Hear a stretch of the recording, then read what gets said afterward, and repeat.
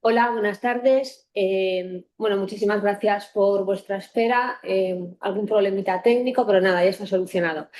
Bueno, pues bueno, soy Paula Briones, vocal de alimentación, y esta tarde, pues la verdad es que tenemos un supercurso.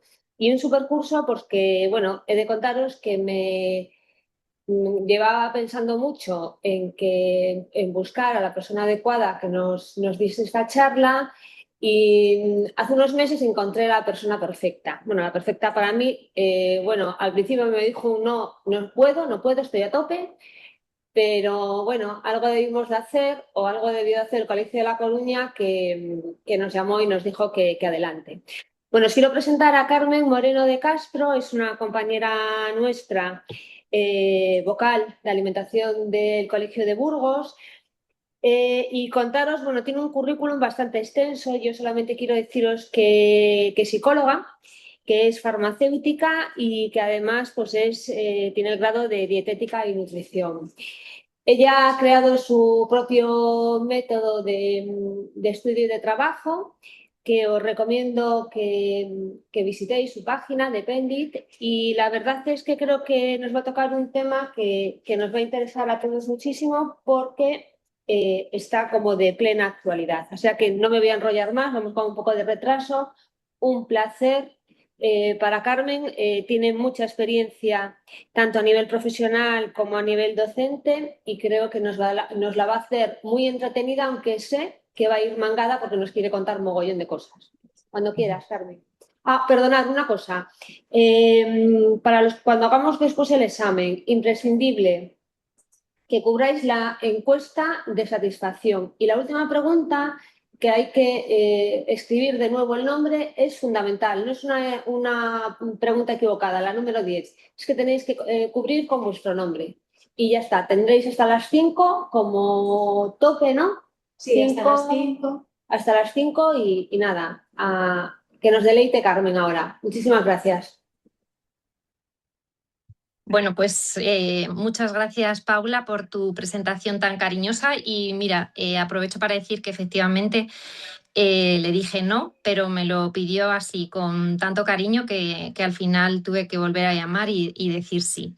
Así que a ver si, bueno, pues es un acierto y es de vuestro interés un poco el tema. Sí, la manera de traeroslo yo, pues ya lo vamos a ir viendo. Así que eso, muchas gracias, Paula. Y, por supuesto, al Colegio Oficial de Farmacéuticos de A Coruña por invitarme a compartir con vosotros mi visión sobre el abordaje integral del sobrepeso con una mirada quizá un poco más ambiciosa y, sobre todo, más humana. Como ha habido así este problema técnico, que además no sé si se me ve o no ahora mismo, y no sé si tengo que colgar el teléfono, si me lo podéis indicar para... Sí, mira, te sale un mensaje para activar el vídeo, que ahora no te ven. Ahora no me ven. Vale, pues... Ya está, perfecto. Ya te cuelgo. Chao. Escucha, pero... Y digo aceptar, sí, ¿no? Sí, ya está todo perfecto. Venga, chao. Vale, Sigue. chao. Perfecto, vale. Entonces, bueno, pues efectivamente, si teníamos poco tiempo para todo lo que quería contaros, pues ahora un poco menos. Pero bueno, voy a ir un poco como una metralleta para poderos por lo menos hacer una fotografía de lo que sería un enfoque un poco más integral del sobrepeso. Y pues si en otra ocasión podemos profundizar sobre ello, pues ya se hará. Lo importante es pues eso, despertar una nueva manera de hacer las cosas, ¿vale? Bueno, pues durante muchos años hemos abordado el sobrepeso desde un enfoque bastante tradicional, centrado en la educación nutricional y el ejercicio físico. Y aunque ambos son fundamentales, que lo sabemos, pues muchas veces hemos visto casi siempre que no son suficientes para generar un cambio real y duradero. Hoy quiero proponeros ampliar esa mirada, dejar atrás los planteamientos puramente conductuales y observar al paciente desde una perspectiva pues, más integral, donde tengan cabida también sus emociones, su relación con la comida, su entorno y su forma de cuidarse. No vamos a ver una clase de fisiología ni dietética, que muchos estoy segura que ya lo domináis, y además si no, pues tenemos recursos para informarnos sobre ello. Lo que quiero es ofreceros una nueva forma de mirar al paciente, más cercana, más comprensiva y más conectada con la realidad emocional que hay detrás de los hábitos. Y digo hábitos porque es otro de las ambiciones, es en el tratamiento del sobrepeso, nunca centrarnos solo en la cifra de la báscula, sino ampliar un poco ese objetivo de no solo mejorar en los kilos de la báscula, sino también todo lo que va alrededor del sobrepeso. Es un tema, como digo, súper amplio, que daría para horas y horas de formación, porque cada uno de los 6 pilares abre la puerta a un nuevo taller, pero hoy solo teníamos hora y media. Así que mi objetivo es dejaros mensajes muy claros y herramientas sencillas que podéis aplicar en vuestras oficinas de farmacia, en esas pequeñas conversaciones cotidianas que tanto valor tienen. Habrá gente que tenga incluso la posibilidad de tener consulta o un despacho aparte, pero habrá gente que trabajéis la nutrición y solo tenéis el mostrador. Pues estas herramientas que sean posibles en ese día a día. La charla la he titulado 6 claves, 6 herramientas, y vamos a recorrer esos 6 pilares fundamentales sobre los que debe asentarse un proceso de cambio de hábitos, y por cada uno de ellos veremos al menos una herramienta práctica. En ocasiones incluso hay un par de herramientas, para así acompañar al paciente desde nuestro papel como farmacéuticos. Bueno, antes de comenzar, quiero proponeros algo que me parece importante. Lo iba a saltar porque, a ver, esta formación se presta mucho a la presencialidad. Es una pena que no esté allí, pero por agenda decidimos que al menos íbamos a comenzar por aquí. Entonces, no quería hacer una formación tradicional centrada únicamente en conceptos, no estar solo en la mente, sino bajar un poco al cuerpo. Entonces, quiero combinar esta parte técnica con pequeñas experiencias que nos ayuden a comprender en nuestro propio cuerpo lo que luego explicaremos desde la evidencia. Como el tiempo se ha reducido, pero esta primera práctica sí que la quiero hacer porque creo que es el concepto central que va a ir como por debajo de toda la charla. ¿Vale? Entonces, os invito a adoptar una actitud abierta, curiosa. No hace falta estar de acuerdo con todo ni participar de ninguna manera especial, porque no hay formas correctas ni incorrectas de hacer. Lo importante es arrancar. Solo os pido que permitáis observar lo que sucede sin juicio y con la misma curiosidad profesional con la que escuchamos a nuestros pacientes. Antes de empezar con esta pequeña experiencia, debemos saber que la regulación emocional, la gestión de la que tanto se habla, la gestión emocional y la conducta alimentaria, no se pueden entender solo desde la teoría. Requieren sentir, comparar estados, conectar con la propia experiencia. Y si os parece, vamos a empezar por algo muy sencillo para entrar juntos en este espacio de aprendizaje.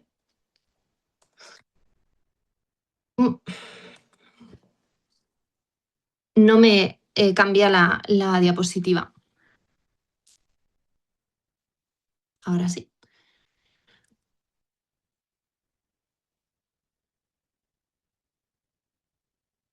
Vale, no sé, es que ahora solo va con táctil. Bueno,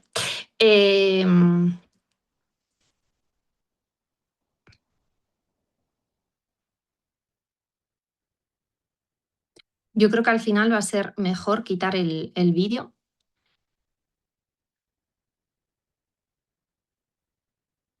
Porque esto tiene vida propia. O lo estáis haciendo desde allí, no lo sé.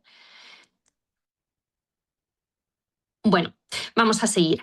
Esta frase que pongo ahí resume mucho de lo que vemos a diario en la farmacia, aunque pocas veces lo ponemos en palabras. El cuerpo empieza a decidir antes que la mente formule un pensamiento.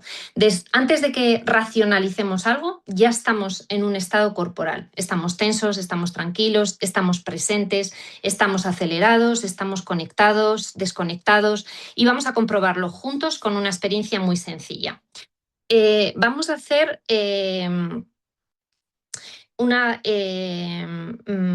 vamos a hacer 2 cosas. En primer lugar, lo que voy a hacer es induciros intencionadamente un estado de malestar, que no os preocupéis porque luego vamos a intentar y vamos a conseguir solucionarlo, ¿vale?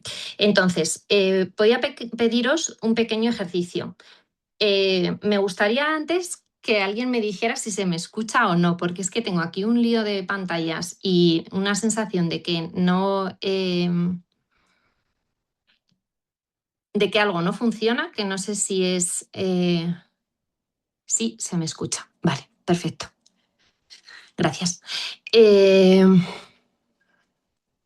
Vale, entonces voy a pediros un pequeño ejercicio. Cerrad los ojos, ¿vale? Voy a ver si me desacelero yo, porque con esto al final soy yo la que estoy aquí más nerviosa que ninguno, ¿vale? Entonces me va a venir fenomenal este ejercicio también. Durante unos segundos os voy a pedir que cerréis los ojos para concentraros un poco más y sin moveros, simplemente pensad en algo que tengáis pendiente, ¿vale? Una tarea que os agobie, algo que os preocupe, algo que os estorbe mentalmente estos días, lo que os venga a la mente, ¿vale? Vamos a estar ahí entre 10 y 15 segundos tranquilamente trayendo todo eso. Puede aparecer una cola de preocupaciones, puede no aparecer ninguna. Bueno, pues con respeto lo dejamos estar y en cuanto tengamos algo nos quedamos ahí concentrados en esa situación desagradable, agobiante y preocupante que no puedo con ella en los últimos días, meses.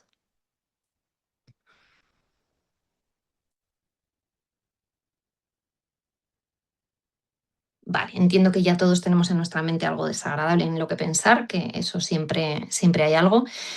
Y ahora lo que quiero es que esto está en nuestra cabeza. Ahora quiero que bajéis al cuerpo y veis, observad qué es lo que notáis. Mirad si está la mandíbula tensa, eh, tengo el cuello rígido, la respiración va más acelerada, me oprime el pecho, tengo un nudo en la garganta, ganas de llorar, angustia en la tripa, los músculos de las piernas tensos, ¿vale? Bueno, pues ahora lo que vamos a hacer es, después de inducir este estado de cierto malestar, que a veces no se consigue, porque hay gente que tiene mucha facilidad para visualizar algo y otras personas no pasa nada, ¿vale? Pero nos podemos hacer una idea que tenemos en la cabeza algo que nos está dando vueltas y que hemos observado cómo responde nuestro cuerpo. Ahora vamos a intentar deshacer esto que hemos hecho, ¿vale? Vamos a hacer lo contrario. Vamos a hacer un ejercicio muy sencillo, pero muy poderoso para regularnos emocionalmente, ¿vale? Vamos a resetear. Vamos a imaginarnos que en el techo del colegio de farmacéuticos o en casa donde estéis, pues han abierto un montón de sacos de harina y han caído todo de golpe por encima y estamos todos que nos hemos puesto perdidos de harina, ¿vale? Tenemos harina desde los pies a la cabeza. Y entonces, bueno, os voy a pedir si podéis que os pongáis de pie. Yo lo voy a hacer con vosotros, no me voy a poner de pie porque si no, no me veis. Os pongáis de pie y os separéis en la medida de lo posible de al lado para que estéis cómodos y simplemente lo que vamos a hacer es intentar quitar la mayor cantidad de harina posible, ¿vale? Entonces, ¿qué vamos a hacer? Pues nada, vamos a sacudir el pelo, vamos a ir de los pies de la cabeza a los pies, perdón. Nos sacudimos el pelo, la frente, la cara, el cuello, tenemos harina por todos los sitios, ¿vale? El hombro derecho, todo el brazo, el antebrazo, la mano derecha, pasamos al hombro izquierdo, todo el brazo izquierdo, el antebrazo, la mano, nos frotamos bien las manos, nos quitamos la harina del pecho, la tripa, ahora por detrás de los hombros, por detrás por las lumbares hasta donde lleguemos, culete, los muslos, frotad bien, que está todo lleno de harina, la espinilla, los gemelos, la otra pierna, la pierna izquierda, por detrás, la espinilla, el gemelo y ahora los pies, ¿vale? Sacudimos así un poco los pies. Y ahora hacemos una respiración profunda. Inhalamos por la nariz, y expulsamos por la boca, ¿vale? Y ahora ya, pues nos sentamos. De nuevo, ¿estáis sentados? Supongo que sí, todo me lo tengo que inventar porque yo no os veo a vosotros, pero por lo visto vosotros a mí sí. Vale. Pregunta clave. ¿Qué ha cambiado en vuestro cuerpo? ¿Vale? Observad. Incluso lo corriente es que ahora notéis como cierto hormigueo por las diferentes partes del cuerpo. Incluso ya no solo el cuerpo, os invito a que deis un paseo por la mente, como tenéis ahora la mente. Quizá está como menos pesada, con menos pensamientos, se ha quedado como un poco más en calma. ¿Vale? Y ahora os lanzo la pregunta, ¿con cuál de estos dos estados tomaríais una mejor decisión sobre cómo comer o sobre cómo cuidaros? Bueno, pues es evidente que con el segundo.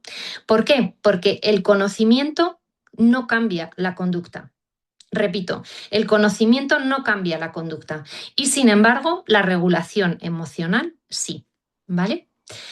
Entonces, esta experiencia, ya no vamos a hacer más porque esto lleva tiempo y demás, pero esta experiencia creo que es súper importante para que ya os quitéis un miedo, porque ¿cómo voy a introducir psiconutrición en mi consulta si no soy psicólogo? Pues ya habéis visto que con inventarnos un saco de harina por el techo y luego sacudírnoslo es una herramienta potentísima para regular emocionalmente y muy fácil de explicar, muy fácil de experimentar y con muy buenos resultados, ¿vale?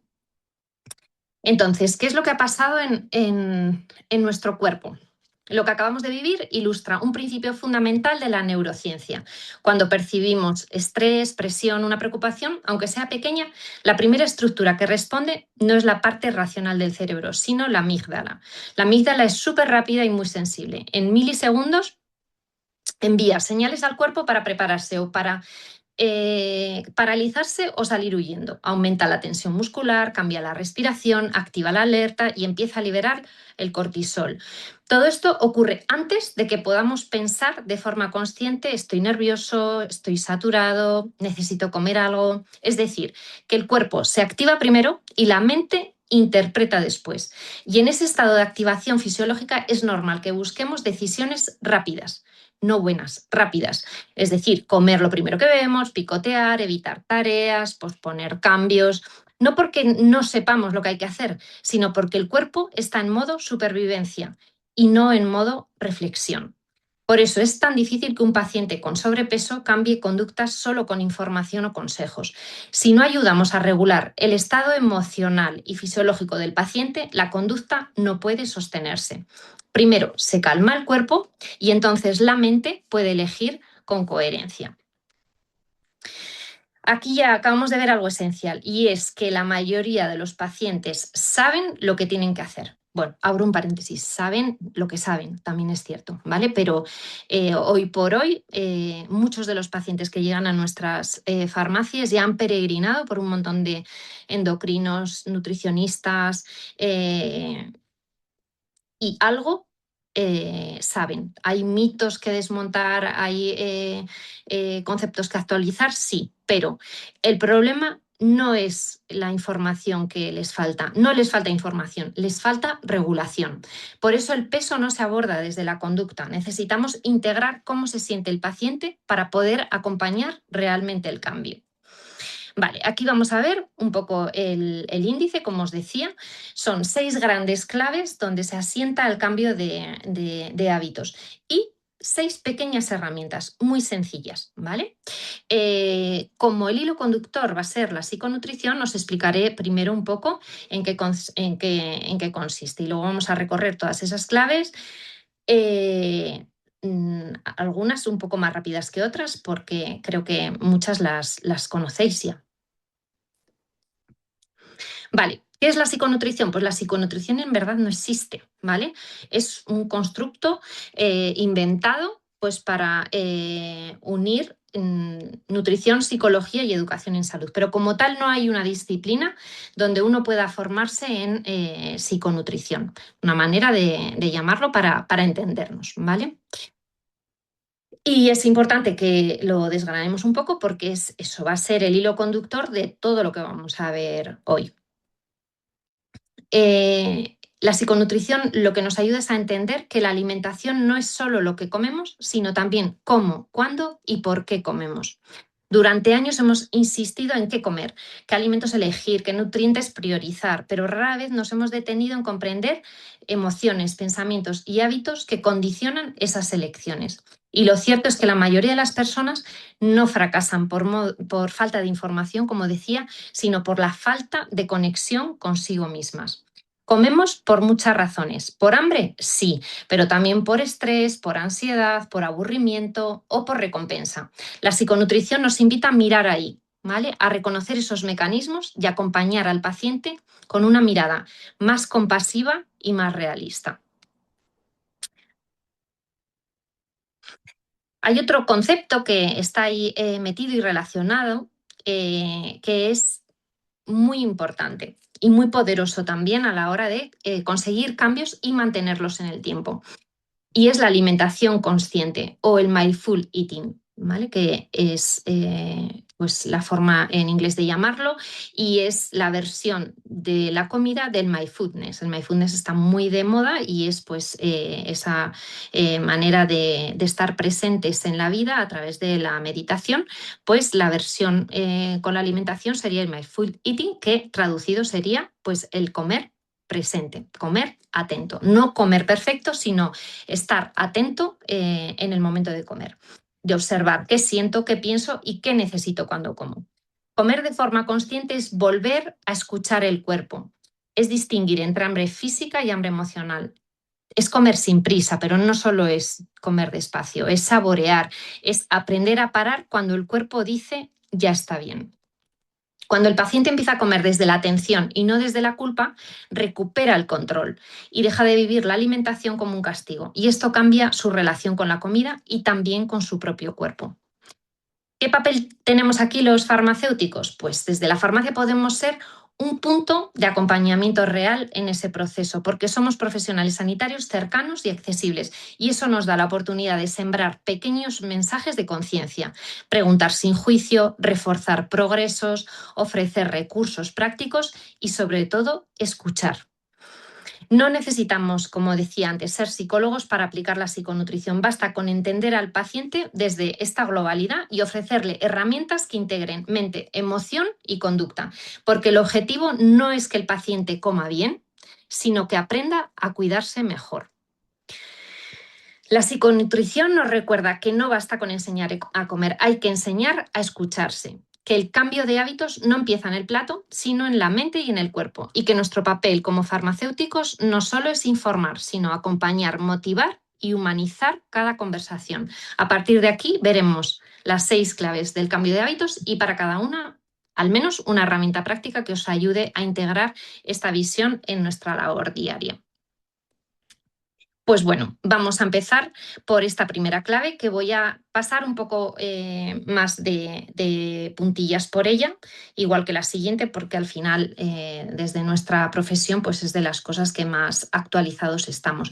Que es el mensaje final que os quiero también transmitir es que estemos actualizados, que a veces se ve todavía en consultas de nutrición pirámide de la alimentación cuando es una herramienta que ya está obsoleta. Entonces, eso sí que es importante, el que nos reciclemos y estemos siempre en formación pues, para que aportemos a nuestros pacientes pues, lo último que haya, ¿no?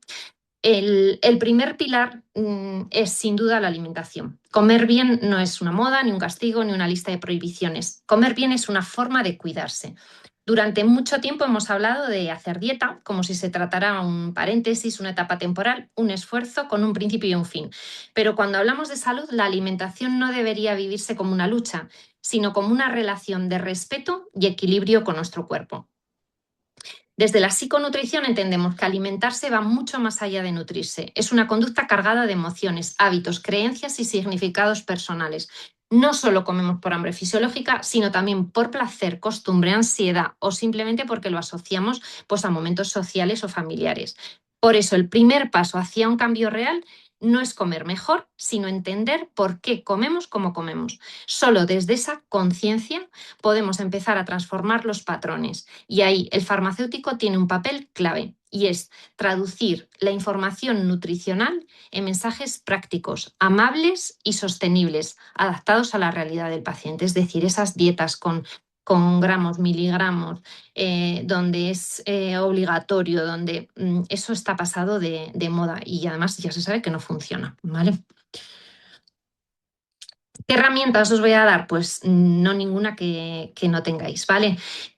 Porque si buscamos un modelo de alimentación equilibrado, culturalmente cercano y científicamente respaldado, tenemos la dieta mediterránea. Más que un patrón nutricional, es un estilo de vida, como sabemos, que promueve el disfrute de la comida, el valor de los alimentos frescos y la moderación. La dieta mediterránea nos enseña algo fundamental, que no se trata de comer perfecto, sino comer real, de volver a los alimentos de verdad, a las frutas, verduras, legumbres, aceite de oliva virgen, frutos secos, pescado, cereales integrales y dar un papel moderado, carne roja, procesados o el azúcar. La fuerza de esta dieta es la flexibilidad y la sostenibilidad. No excluye, no impone, no prohíbe. Es adaptable a todas las edades, estilos de vida y situaciones de salud. Y sobre todo, invita al placer de comer bien, no a la culpa. Para explicarlo de forma visual, sí podemos hacernos con una herramienta extraordinaria que sería el plato saludable o el plato de Harvard.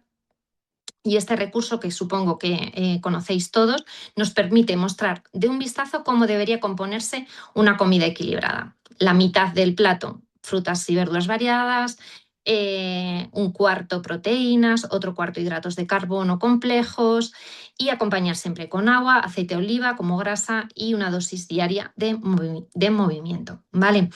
Es una herramienta que el farmacéutico puede usar en el mostrador en una breve conversación para simplificar conceptos y empoderar al paciente. Solo tenemos que imprimir esa hoja, que la hay en... Esta que os he puesto es muy bonita, pero hay otras que son mucho más prácticas y lo podemos imprimir y entregarlo en el mostrador. Pero más importante que esta teoría del plato es hacerlo propio, es decir, que cada persona pueda adaptarlo a su vida, a sus horarios, a su familia, su cultura, su economía. El objetivo no es que el paciente siga un modelo perfecto, sino que aprenda a comer de manera consciente, flexible y placentera. En esta siguiente diapositiva, pues tenemos así también como muy visual, que también se puede imprimir y entregar al paciente, para que si yo no tengo opción de una consulta de nutrición o un despacho donde reunirme con él y profundizar en una educación nutricional, pues de un solo vistazo el paciente, junto con el plato saludable y estos alimentos con los que puede organizar su menú, pues vaya teniendo lo que queremos, que es al final que la educación nutricional ha de ser un medio para conseguir un fin, y ese fin es la autonomía del paciente en el diseño de sus menús.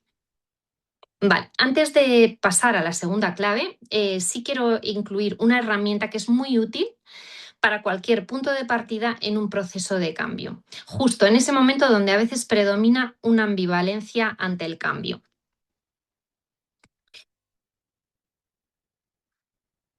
Sería la balanza del cambio. Entender qué y cómo comer no siempre basta. Muchas veces el paciente sabe lo que debe de hacer, que es lo que venimos diciendo ya, pero no logra sostener el cambio. Aquí entra en juego la balanza del cambio. Es una herramienta de reflexión muy útil, tanto para el profesional, porque nos da muchos datos de la persona, como para el propio paciente, que lo que hace es aumentar ese nivel de conciencia sobre sí mismo. Y para cambiar uno mismo, primero ha de conocerse. Entonces, es una herramienta de autoconocimiento muy potente. Esta balanza, que simplemente podríamos imprimir esta diapositiva y entregarla, ¿vale? Como una tarea para casa. Esta balanza nos ayuda a identificar esas fuerzas que mantienen una conducta y las que impulsan al cambio. Se trata de poner en equilibrio los pros y contras de cambiar frente a los pros y contras de seguir igual, ¿vale? Y esta reflexión permite que el paciente tome conciencia de esa ambivalencia, de esa mezcla de deseo y resistencia que está detrás de casi todos los intentos de cambio. El objetivo no es empujar, no es tienes que cuidarte, no, es acompañar el proceso para que él mismo descubra su motivación interna. Esto es como con los hijos.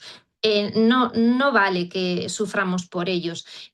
No, hasta que ellos mismos no se equivoquen, se tropiecen y caigan en el suelo y aprendan a levantarse, no hay nada que hacer. Pues esto es igual, ¿vale?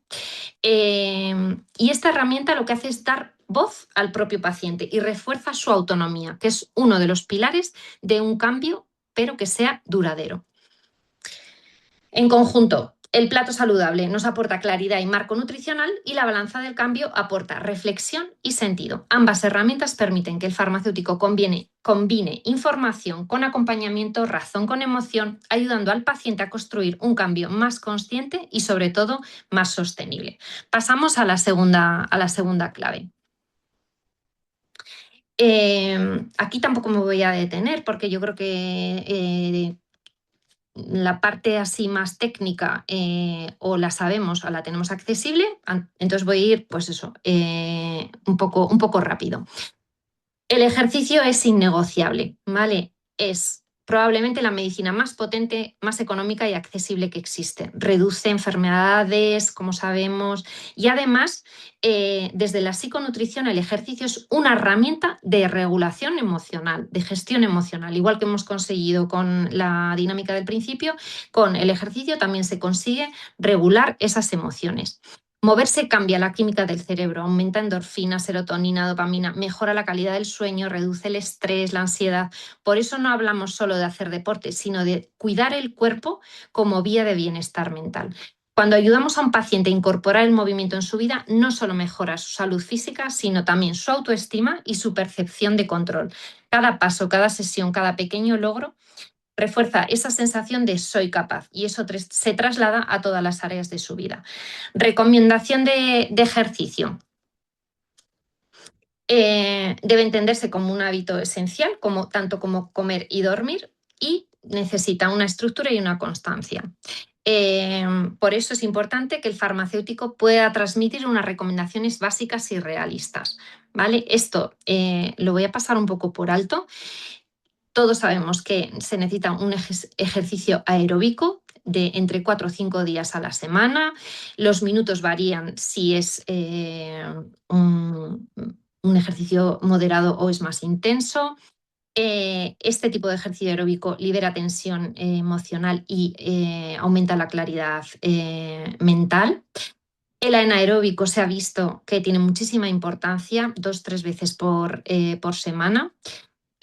Fortalece músculos, protege articulaciones y desde la psiconutrición aumenta esa sensación de fortaleza interna, de también puedo con esto. El ejercicio aeróbico, al anaeróbico le tenemos que sumar además equilibrio, flexibilidad y descanso, que es parte del entrenamiento. Actividades como yoga, pilates, 10 minutos diarios serían fundamentales, ¿vale? O sea, casi nada, ¿vale? Esta es la teoría. ¿Qué hacemos nosotros? Pues entre esta teoría, que yo solo de pasarla por encima ya me estoy agobiando, y ser sedentario, hay una escala de grises y ahí es el desafío del farmacéutico. Y no está tanto en saber qué ejercicio recomendar, si aeróbico, anaeróbico, los dos, todos, además yoga, no, sino cómo inspirar al paciente a hacerlo. Porque todos sabemos que el movimiento es saludable, pero no todos logramos incorporarlo. Y ahí es donde entra la comunicación motivacional. Es esa capacidad de acompañar sin imponer, de guiar desde la empatía y de despertar la motivación interna del paciente. Al final se trata de ser compasivos con nuestros pacientes y de ver enfrente que no hay un robot que le mandas a hacer deporte y lo hace, sino mirarnos dentro y decir qué dificultades encuentro yo en mi día a día. Si nos están recomendando 7 días a la semana de deporte de 45 minutos y no soy capaz de los sábados a veces ni de moverme del sofá, ¿vale? Por tanto, hay que ser, pues eso, mucho más humanos. El farmacéutico, desde la cercanía que tenemos con el paciente, podemos ser un agente de cambio. En lugar de frases directivas como tienes que moverte más, podemos utilizar preguntas que abran a la reflexión y empoderen al paciente. Por ejemplo, ¿qué actividad te haría sentir bien físicamente? ¿Qué pequeño paso podrías dar esta semana? ¿Cómo te sientes cuando te mueves más? Estas preguntas sencillas generan autonomía, autoconocimiento y compromiso, que son los 3 motores del cambio de conducta. 3 habilidades para comunicar y motivar. Bueno, pues esto da para otros 3 talleres, pero así de corrido podemos destacar que hay que comunicar con empatía. ¿Qué es la empatía? Es ponerse en el lugar del otro, es comprender sin juzgar, es validar las barreras, es decir, entiendo, más que centrarnos en es que tienes que moverte, no, es que entiendo que a veces te cuesta encontrar el tiempo y ofrecer apoyo. Podemos buscar algo que se adapte a ti. La empatía no busca convencer, sino acompañar desde el respeto, desde ese respeto de que nosotros mismos muchas veces no podemos. Empatía, escucha activa. Escucha activa es escuchar con atención, sin interrumpir, observando el lenguaje verbal y corporal. A veces el paciente no necesita una respuesta, sino sentirse comprendido. Parafrasear, que es un poco repetir lo que la persona nos ha dicho, haciendo un pequeño resumen, hace que le demostremos que estamos con él y no contra él, por ejemplo. Entonces, lo que te cuesta no es hacer ejercicio, sino mantener la rutina, ¿verdad? Bueno, pues según el contexto, un poco parafrasear lo que la persona nos dice. Y luego, otra cualidad importante en una conversación motivacional es el rapport o la sintonía.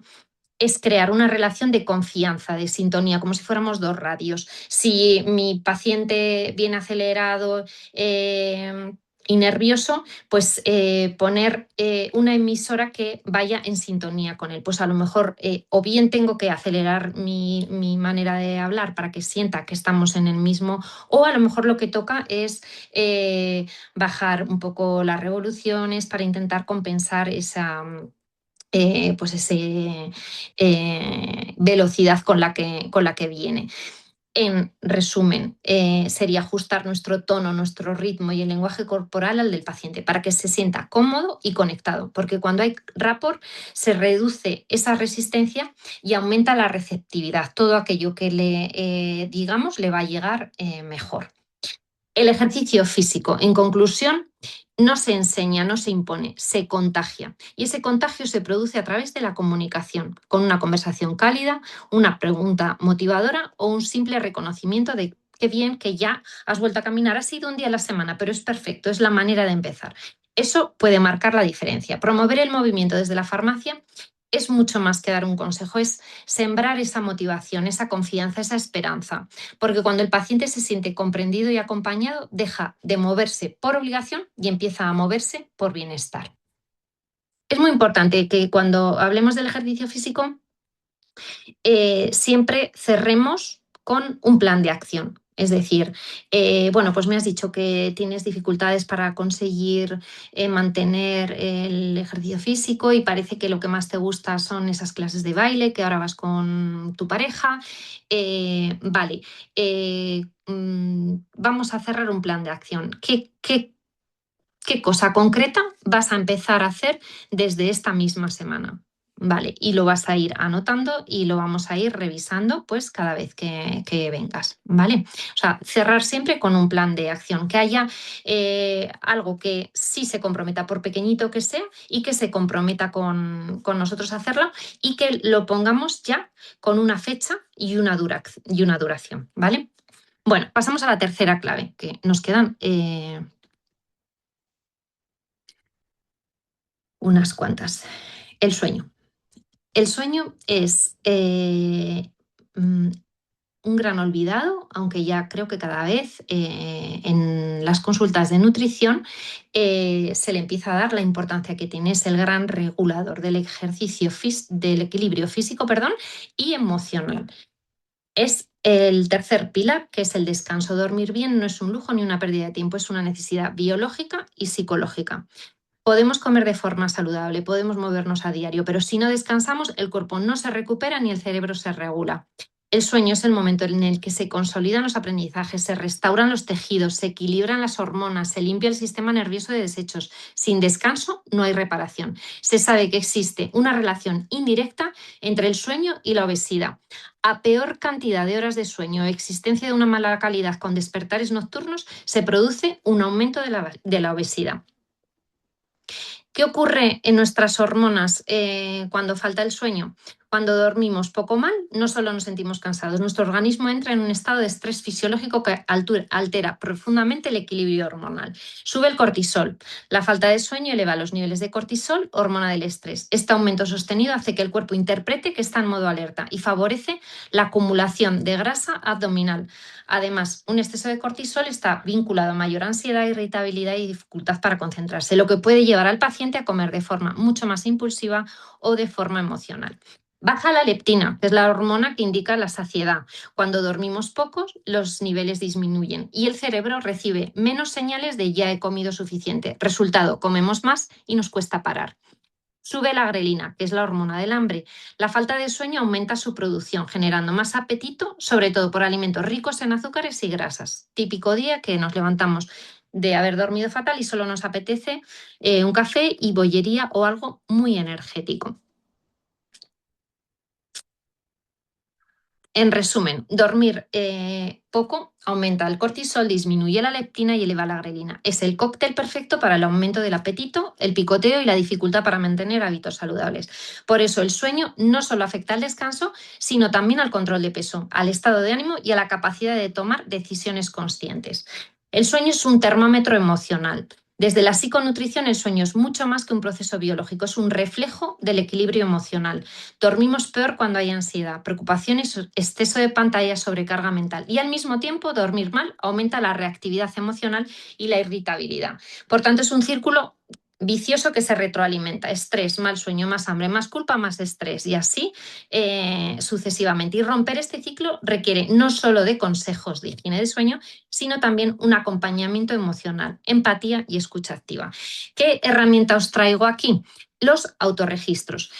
Como veis, también está el de la actividad física, el del descanso, el del estrés y aquí el de la comida y bebida. ¿Por qué? Porque el autorregistro es una herramienta muy poderosa que la podemos extender a los otros pilares, ¿vale? Podemos trabajar, es una herramienta más con la que podemos trabajar la alimentación, el descanso y el deporte, ¿vale? Es una de las herramientas más útiles para acompañar al paciente con dificultades de descanso, deporte y nutrición. No hace falta que sea algo complicado, basta un cuaderno sencillo, esta misma hoja impresa, una app básica, donde el paciente pueda anotar durante unos días aspectos relacionados con alimentación, descanso, estrés. El objetivo no es controlar ni juzgar, sino observar y tomar conciencia, porque cuando la persona empieza a ver su propio patrón escrito, entiende la relación entre sus hábitos, sus emociones, su forma de descansar, su forma de comer, su forma de relacionarse consigo mismo. Podemos sugerir este registro, ¿vale? Y este simple ejercicio lo que hace es aumentar la conciencia, el paciente ve claramente qué días duerme peor y qué los precede y genera responsabilidad, porque al escribirlo se siente como parte activa de la solución. Permite detectar patrones. Por ejemplo, cuando cena tarde, usa el móvil en la cama, su descanso empeora. En el registro de la comida se ve también muy claramente un patrón que es muy habitual en los pacientes obesos y es que, por ejemplo, en las primeras cuadrículas del día, pues la persona que se ha dormido bien, está fresca y se plantea hoy lo voy a hacer perfecto, se ven ausencia de desayuno, un café al almuerzo, una comida muy controlada. ¿Por qué? Porque hemos descansado, estamos frescos y tenemos la voluntad por las nubes. ¿Qué ocurre? Que luego se ve un patrón que en las partes de abajo, podía haber traído una foto porque tengo miles de pacientes que luego Por la tarde empiezan a picotear y luego las cenas son interminables, ¿vale? Entonces, ahí se ve un gran patrón de restricción en las primeras horas del día y de desinhibición en la parte de por la tarde, que es cuando uno está cansado, baja la voluntad y ya a uno no le importa nada, ni la operación bikini, ni enero, ni nada, ¿vale? Entonces, no es lo mismo intuirlo, observarlo ahí en segundo plano en nuestra mente que verlo plasmado en una hoja, porque ahí es donde se ve un patrón donde se le puede explicar al paciente cómo en realidad no es que no tenga fuerza de voluntad, ni que sea un impulsivo. No, es que ha estado ayunando durante toda la mitad del día y el cuerpo le está pidiendo de forma desesperada comer encima en momentos donde uno ya no tiene tantos recursos porque ni acaba de despertarse, donde uno está cansado del trabajo, donde uno ha ido acumulando los problemas del día. Y luego este autorregistro se puede cruzar con el del descanso. Pues si ceno tarde, luego duermo peor, o bien si restrinjo en las cenas, no concilio el sueño, en fin, se pueden interrelacionar y dan muchísima información, tanto a nosotros como profesionales para saber dónde está el problema y al paciente para que vaya viendo qué patrones de comportamiento tiene. Bueno, por supuesto que además del autorregistro, como algo que le podemos entregar para que lo rellene sin juzgar y sin modificar nada, aunque ya solo el hecho de registrar modifica la conducta, porque a nadie le gusta tener que apuntar cosas que a lo mejor no le apetece luego compartirlas. Con esto también hay que ser muy delicados y siempre que estos registros pedir permiso para analizarlos juntos o no, porque hay gente que es pues muy celosa de su intimidad y a lo mejor le resulta violento. Y ya simplemente con que se haga el consciente es suficiente, ¿vale? Entonces, se entregan estos impresos y se le dice al paciente que pruebe a observar su semana sin cambiar nada, solo anota y después hablamos de lo que descubras. Esta forma transforma el consejo en un proceso participativo y convierte el sueño en un hábito activo y consciente. En resumen, los autorregistros son herramientas sencillas, gratuitas y profundamente transformadoras. Ayuda al paciente a ver su propio patrón como un espejo y a conectar causas con efectos y a darse cuenta de que tiene más control del que cree. Desde la psiconutrición, dormir bien, comer bien y hacer ejercicio no se consigue a base de prohibiciones, sino de autoconocimiento y amabilidad con uno mismo. El registro nos enseña justo eso, a mirar sin juicio, a observar y a encontrar el equilibrio que el cuerpo necesita. Vamos a pasar a la cuarta clave. Aquí pensaba hacer un descanso, pero es imposible que descansemos porque nos queda media hora y nos queda la mitad de la información, ¿vale? Así que lo siento un montón. Pero voy a continuar. La cuarta clave es la... Espera, que creo que me habéis escrito algo. Me quedan 20 minutos, peor. Vale, pues genial. El primer motor del cambio es la motivación, es el punto de partida de todo cambio. Es ese impulso inicial que nos hace decir, ahora sí, que nos lleva nada de energía y ganas de empezar algo nuevo. Pero lo cierto es que motivación por sí sola no basta, porque igual que aparece, se va. El verdadero reto no es tan motivarse, sino sostener el cambio cuando la motivación baja. Y ese cambio lo van a sostener los hábitos que instauremos. Pero primero, esa motivación ha de perdurar en el tiempo hasta que se transforme en rutina. Y para eso necesitamos entender primero qué nos mueve de verdad. Vale, para eso, para descubrir el sentido de este cambio que queremos hacer, no es lo mismo preguntarse los porqués que los para qué.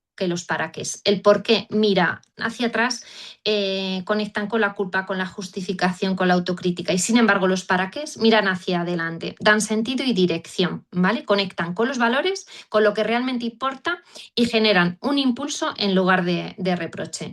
En definitiva, los porqués explican el pasado y los para qué construyen el futuro. Cambiar desde el para qué es cambiar desde el propósito y no desde la obligación.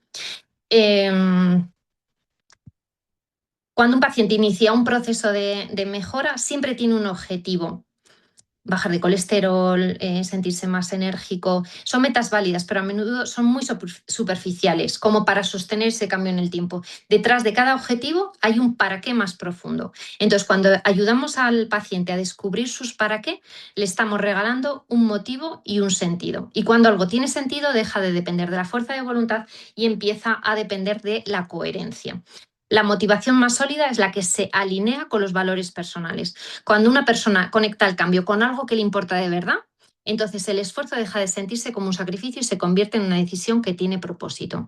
Es decir, no cambies solo lo que haces, cambia el motivo por el que lo haces. Un ejemplo rápido. Si yo, Carmen Moreno, me lo invento, no tengo el valor salud como algo de mis motores personales. Y vamos a poner el caso más frívolo. Sin embargo, mi valor, uno de mis valores principales es la belleza. Yo salgo del médico de cabecera y me dice que tengo las transaminasas por las nubes, que tengo que adelgazar. Si yo, que mi valor salud no lo tengo interiorizado, me propongo esa pérdida de peso alineándolo con el valor salud, a mí ese cambio me va a durar un telediario. ¿Por qué? Porque en cuanto me olvide de las transaminasas o lo que sea, pues se me va a olvidar que tengo que adelgazar. Sin embargo, si yo alineo el objetivo, bajar de peso, bajar transaminasas, lo alineo con el valor belleza, es decir, me planteo, voy a estar más guapa, voy a salir mejor en las fotos, me va a caber la ropa del verano pasado, entonces ahí esto ya tiene un sentido, ¿vale? La motivación es el motor, los raíles son los hábitos que lo mantienen en marcha. Por eso hay que construir rutinas para que cuando la motivación no esté presente todo vaya funcionando, ¿vale? Entonces tenemos también que ayudar al paciente a que planifique sus comidas, tenga opciones saludables a mano, reserve tiempo para descansar, reconocer y celebrar sus pequeños avances, ¿vale? Así ya el cambio no depende del ánimo, sino del compromiso con uno mismo. ¿Qué herramienta también podemos dar para acá? Para esto, os digo, simplemente,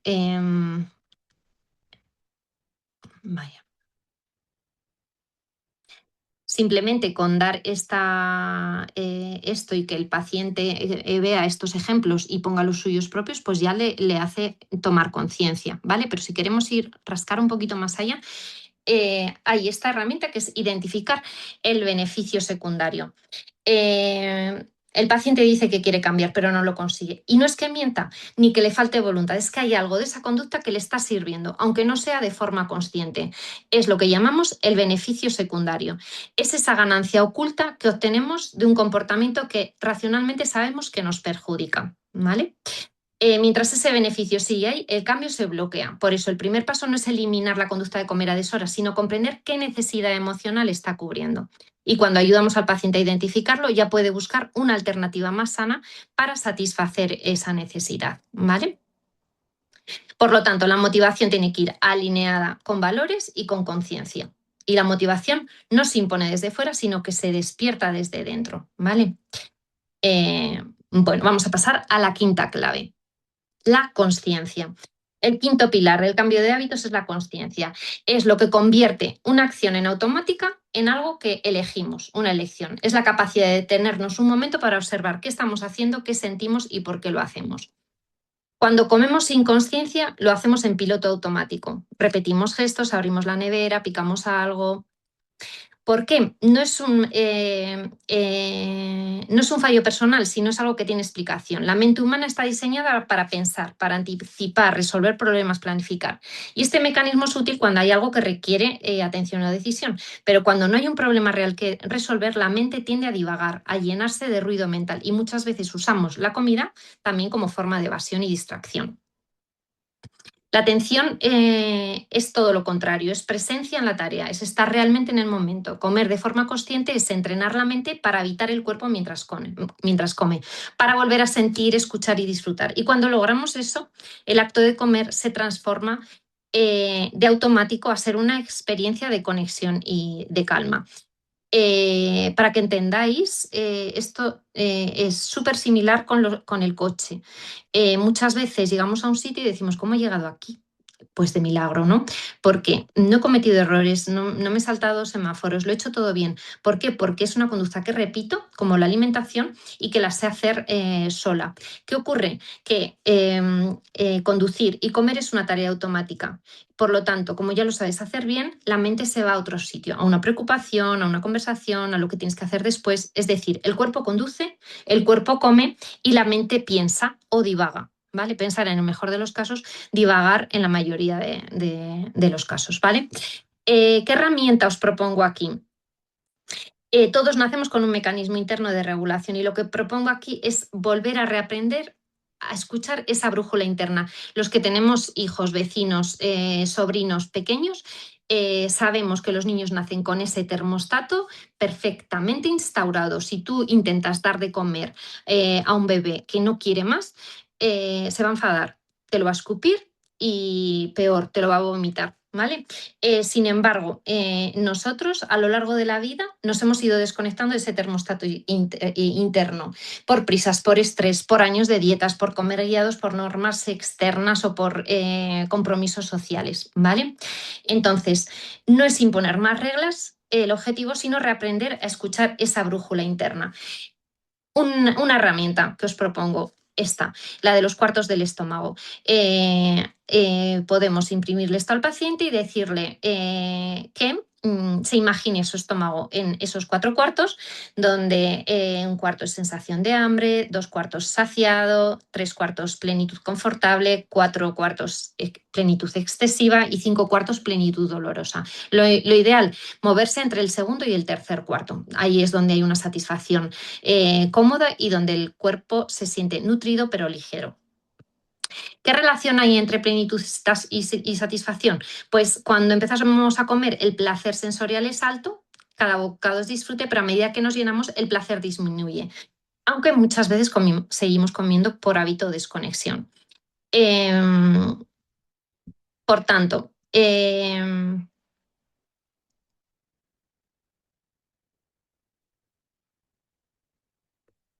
el cuerpo siempre sabe lo que necesita. Estoy intentando ver cómo comprimirlo para poder cerrar con toda la información, ¿vale? El cuerpo siempre sabe lo que necesita, pero la mente a veces no nos deja hablar. Y cuando estamos atentos, el cuerpo nos guía. Cuando estamos en piloto automático, la mente toma el control y comemos desde la desconexión o desde la emoción. Por eso la alimentación consciente no es una técnica más, sino es una forma de reconexión profunda. Nos devuelve a la calma, al disfrute, a la sensación de suficiencia. Nos recuerda que comer bien no es solo nutrirse, sino habitar en el momento y escucharse con respeto. La última clave sería la gestión emocional, ¿vale? Probablemente es de las más difíciles de todas porque cuando las emociones mandan, la razón se apaga. La mayoría de las veces el problema no es la comida, sino lo que la comida representa: consuelo, calma, desconexión, alivio, compañía, ¿vale? La alimentación está profundamente ligada a la emoción. ¿Comemos por hambre? Sí, pero también por estrés, ansiedad, tristeza, aburrimiento o necesidad de consuelo. Aunque la persona sabe lo que debería hacer, muchas veces acaba comiendo impulsivamente, casi sin darse cuenta, y después llega la que más hace sufrir, que es la culpa. En psiconutrición no buscamos eliminar la emoción, sino aprender a reconocerla, a comprenderla y a gestionarla sin usar la comida como vía de escape. Y eso requiere acompañar al paciente con empatía, con respeto y sin juicio. Entonces, muchas veces ante esta situación de desregulación emocional, lo que puede hacer el farmacéutico es comprender y validar emocionalmente. Es decir, entiendo que lo estés pasando mal, tiene sentido que te sientas así, no eres la única persona que lucha con esto, ¿vale? Bueno, este es el engranaje de lo que ocurre. A mayor plenitud disminuye la satisfacción, es decir, hay una sensación física. Reinterpretamos con la mente, por ejemplo, no debería haber comido tanto, y aparece la emoción culpa, que es una de las más frecuentes. Vale, voy a pasar súper rápido por aquí. La función de la culpa. La culpa proviene de que hay una incoherencia entre algo que hemos hecho y la imagen que tenemos de nosotros mismos. Y el problema no es tanto sentir culpa, sino quedarnos atrapados en ella y convertirla en un castigo. Entonces, bueno, pues cuando hay un hecho objetivo y tangible, tiene una función, pero si es solo una interpretación y un juicio, la culpa no sirve absolutamente para nada. Y esto es lo que le tenemos que transmitir a nuestros pacientes, porque esto nos hace entrar en el círculo del atracón, ¿vale? Aparece una emoción, se come para aliviarla, llega la culpa lleva a la restricción y al castigo, la restricción aumenta el deseo y el impulso vuelve a aparecer. Es el círculo clásico. Entonces, lo importante es reconocer que esto es así, transmitirle al paciente que la solución no está en el castigo, sino en hacer ese hueco a la culpa y comprenderse a uno mismo y salirse del ciclo cuanto antes mejor. ¿Cuál es una herramienta para imprimir y dar al paciente? Pues una de las, para hacer conciencia de qué tipo de hambre es el que nos está moviendo, por ejemplo, pues esta diapositiva, ¿no? Distinguir qué es hambre fisiológica de verdad y qué es hambre emocional. Bueno, todos más o menos sabemos pues, que el fisiológico va poquito a poco, el otro aparece de repente, el fisiológico se satisface con cualquier cosa, incluso cosas que no nos gustan, lo otro no, tiene que ser algo que se nos ha antojado. En el hambre fisiológico, en cuanto nos hemos llenado, ya desaparece. En el hambre emocional, nada. Da igual 8 que 80, no, es como que no hay fondo, no podemos parar. Y en el hambre fisiológica, aunque comamos un gran plato de pasta, no aparece esa sensación de culpa que, sin embargo, por una simple galleta de chocolate puede desarmarse la estabilidad emocional de la persona.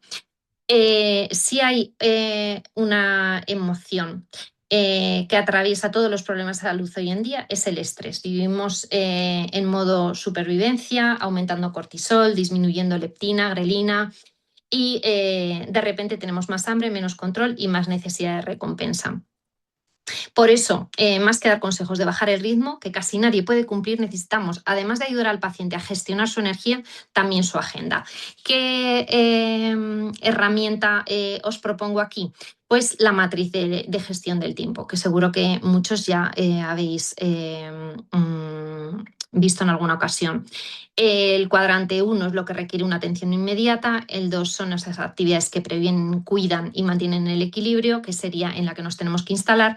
El cuadrante 3 es lo que nos presiona desde fuera, pero que no nos nutre. Y el cuarto cuadrante es el entretenimiento o la evasión, ¿vale? ¿Qué hacer para optimizar el tiempo? Pues las del 1 solucionándolas, las del 2 retrasándolas, las del 3 delegando y las del 4 olvidándonos de ellas, ¿vale? La mayoría de las personas vivimos atrapadas entre el primer y tercer cuadrante, resolviendo urgencias y reaccionando a estímulos. Y se sacrifica siempre el segundo cuadrante, que ese es el del autocuidado, ¿vale? Es ese espacio de lo importante, pero que como no es urgente, pues lo dejamos para después. Podemos explicárselo así al paciente. Tu salud pertenece al cuadrante de lo importante, pero no urgente. Y si no lo cuidas ahora, un día se volverá urgente. El objetivo no es añadir más cosas a la lista, sino recolocar prioridades y reservar, aunque sea unos minutos al día, para lo que verdaderamente sostiene el bienestar, ¿vale?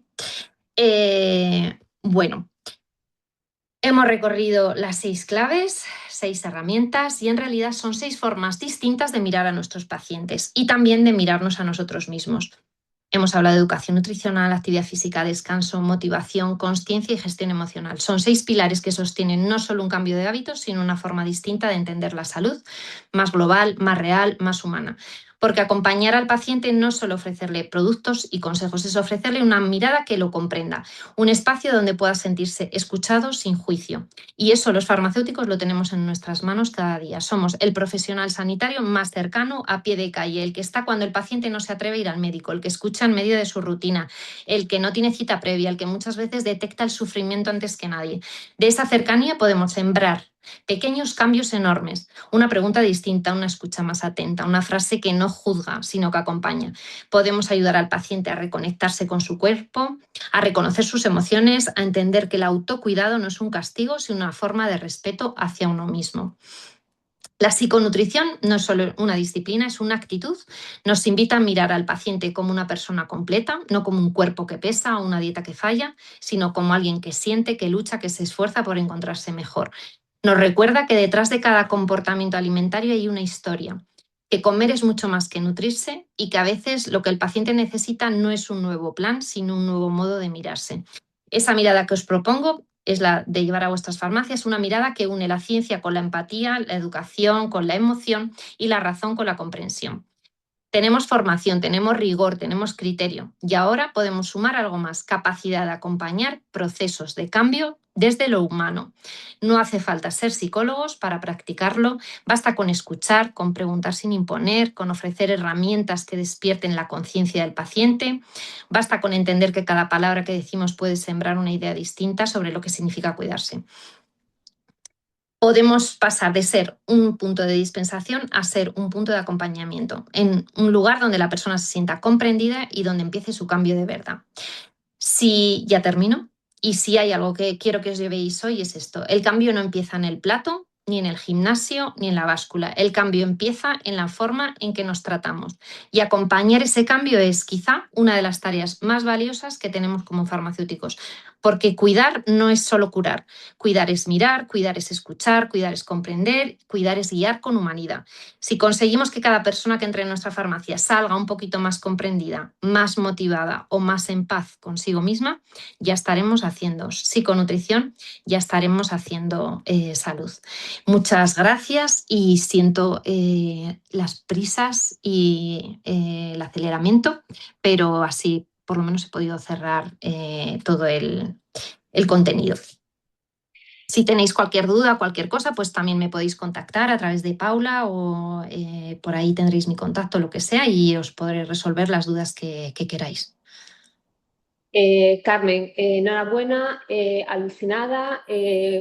Gracias por el aceleramiento. La verdad es que yo creo que era necesario escuchar todo esto. Me resulta curioso, me resulta hasta fácil y lo veía complicadísimo porque creo bueno, que todos los que estamos conectados nos interesaba el tema y somos expertos en acompañar. Así que creo que esta nueva faceta que nos va a abrir a todos, pues bastante en los ojos para ser mejores en nuestro mostrador, o sea, en nuestro mostrador o en nuestras consultas.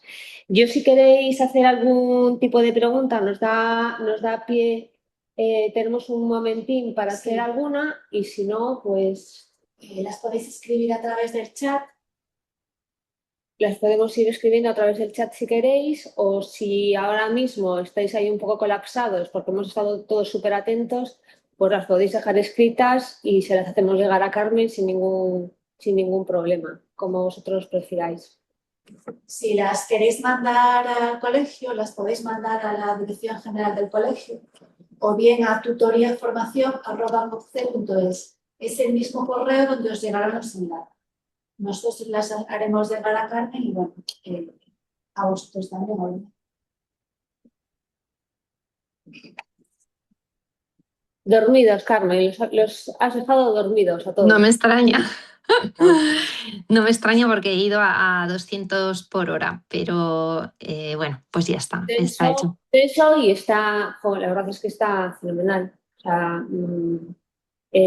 hay un montón ahora mismo, pues yo te preguntaba hace poco así el título de algún libro, porque sí que me hice con alguno y me resultaban curiosos y bueno, me parece un combo perfecto, nutrición y psicología, me parece lo más.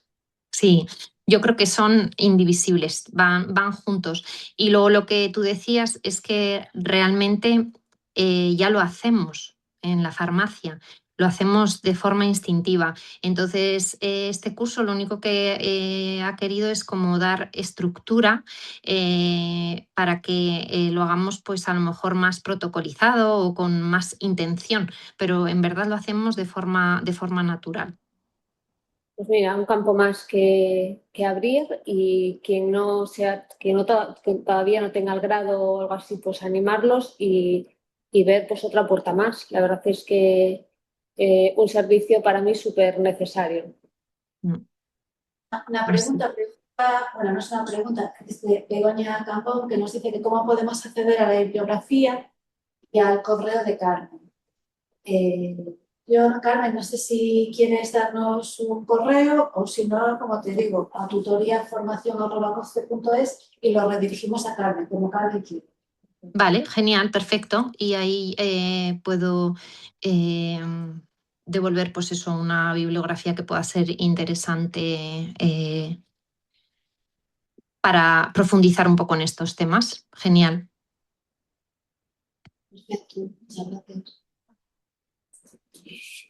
Bueno, pues creo que vamos a cerrar, Carmen. Genial.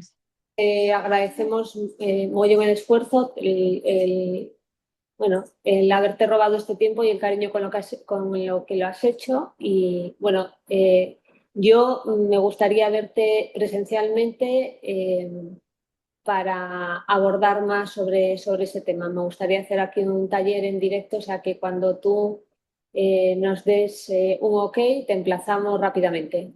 Vale, pues perfecto. Por supuesto, iré. Ya quedamos tú y yo y proponemos una fecha o lo que sea. Perfecto, Carmen. Perfecto, bueno, pues nada, agradecerte, Carmen, también de parte del colegio. Obviamente nos ha encantado la charla, ha sido, es cierto, rápida, pero muy concisa y muy clara, por lo menos para inexpertos como yo en la materia. Qué bien, me alegro. Gracias. Recordar